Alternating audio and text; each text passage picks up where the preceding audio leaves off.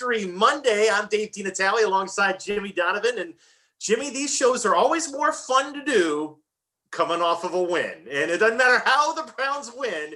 When you get a win, Mondays are much sweeter.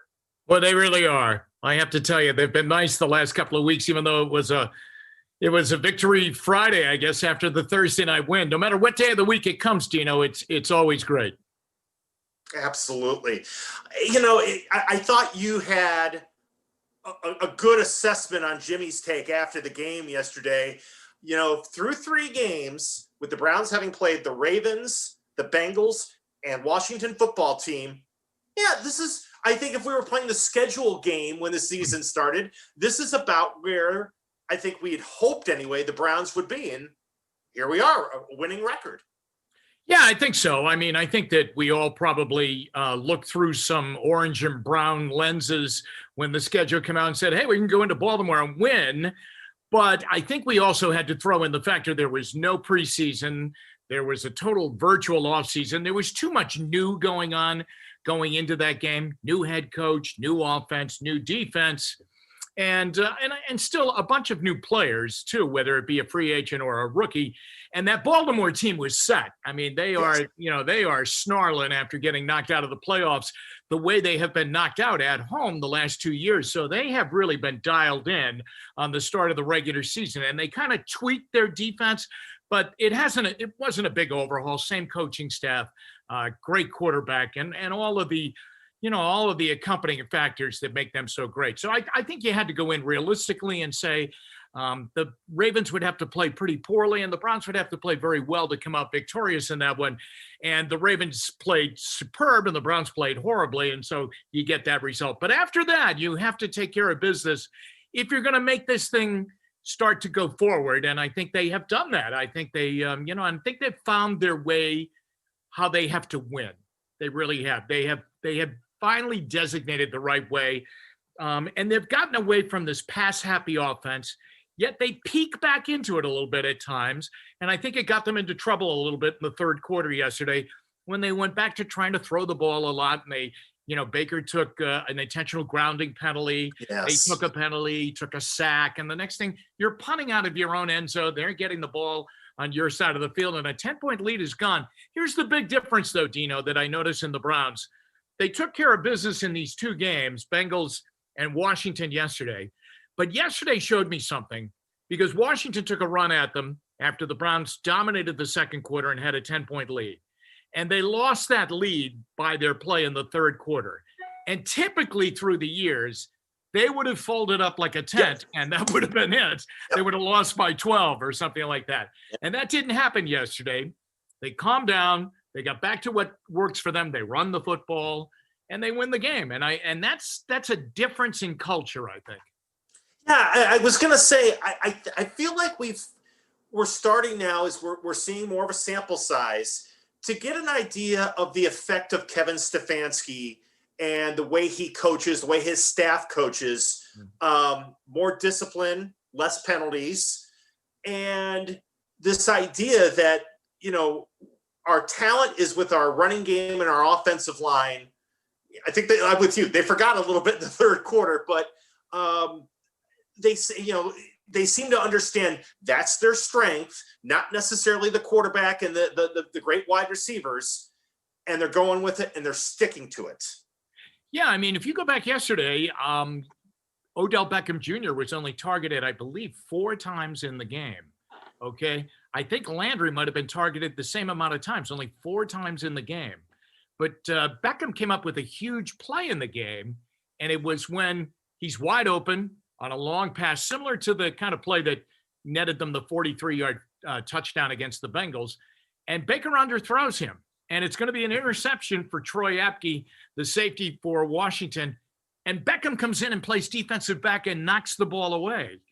And that's a big play. I mean, that's a turnover going to go the other way. And you would not think that a player like OBJ, with his past and his behavior at times, more so with the Giants than with the Browns, but more time spent with the Giants, you would say he's probably ticked off and he's not going to go up and try and get that ball because he's ticked off that Baker, was short on the throw. And that hasn't been the case at all. So even last week in the middle of the week when OBJ said, Hey, listen, you know what? I think I realized this season my numbers probably aren't going to be what everybody expects them to be because everybody anticipated a boost after his first year with the Browns last year.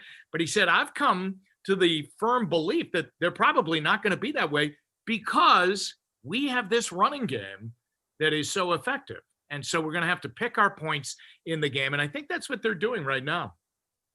And the other thing with Beckham that I was pleased with, you know, the Browns having lost the lead, they're down 20-17, facing a 3rd and 12, and Right. looking like they're going to have to give the ball right back to the WFT, the Washington football team. And he comes through with that big catch on 3rd down to keep that drive going.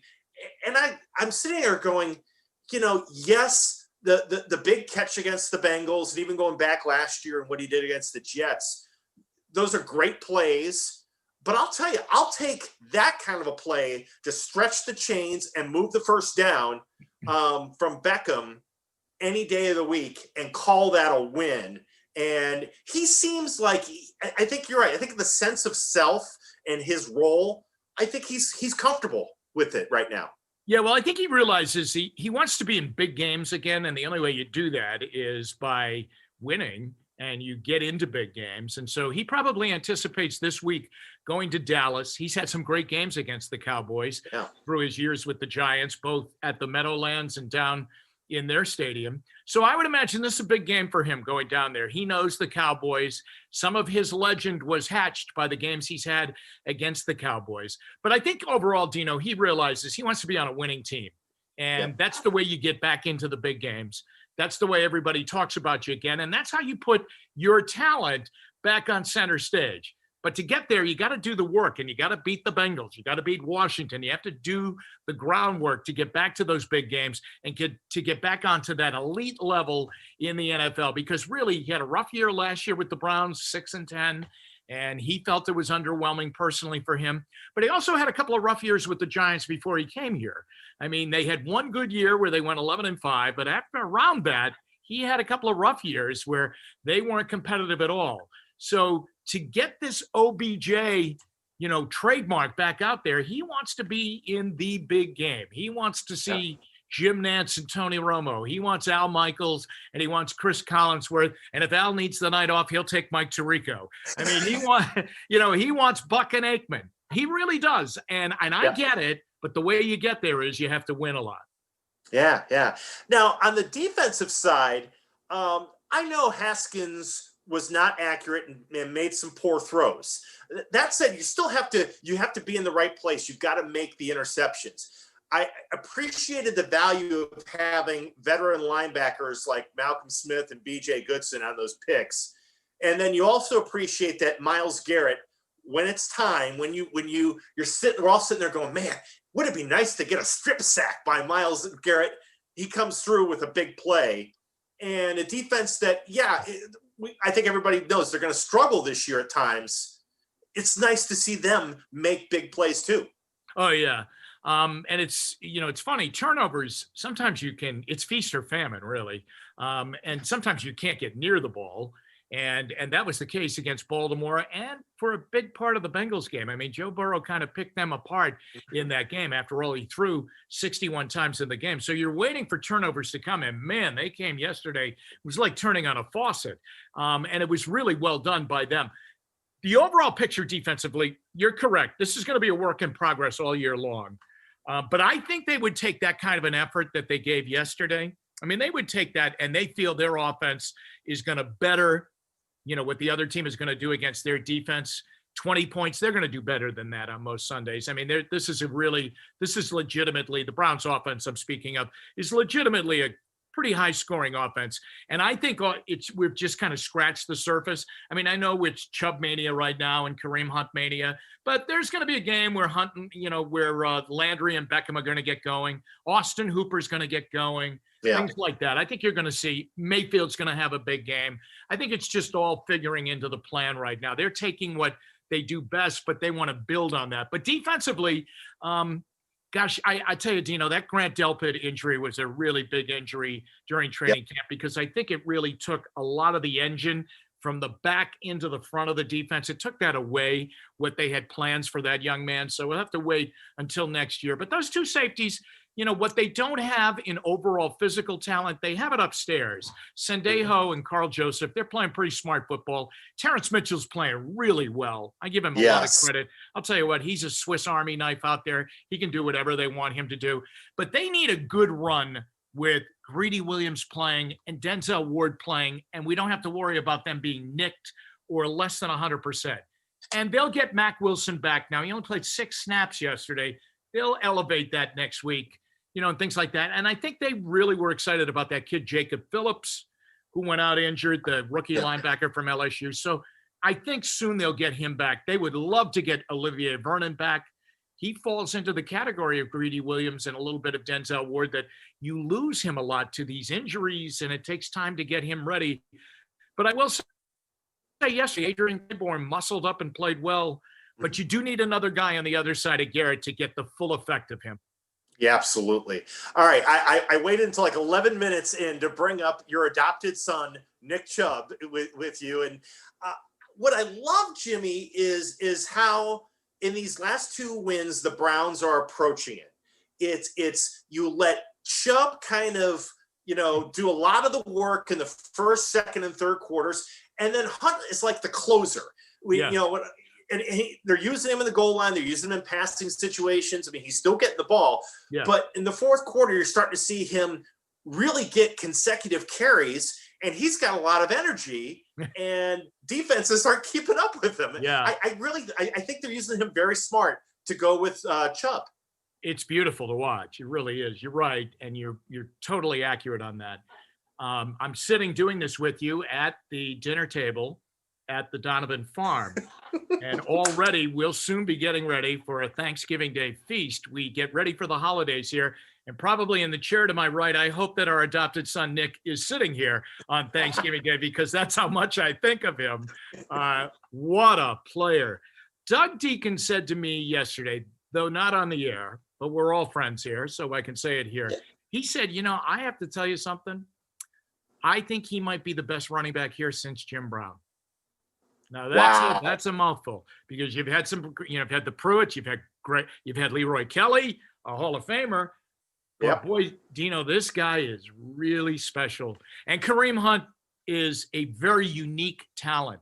But to put the two of them together and to finally have a coach that has a vision for that, because I don't think they knew what the heck they were doing last year in a lot of ways. I don't Never either. mind with the two of them.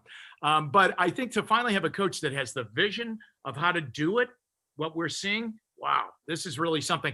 I've tried to remember back to the Dolphin team, Zonka and Kick, and if it was a little bit like that, but Zonka ran like a true bruising fullback, and then Kick was kind of the slashing guy.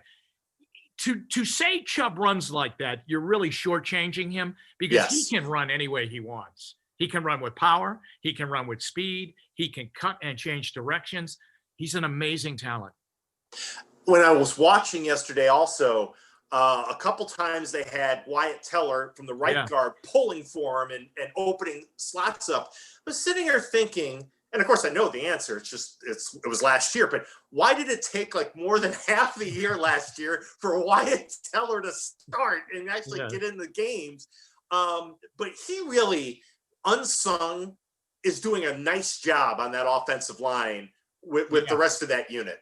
I agree with you. I think the last 3 or 4 games of last season, when he finally got in there and kind of got established, I mean, we had to go through Eric Cush and, guys like that to get him in there. So you're right about that. But I think like maybe the last 3 or 4 games, he started to really come on.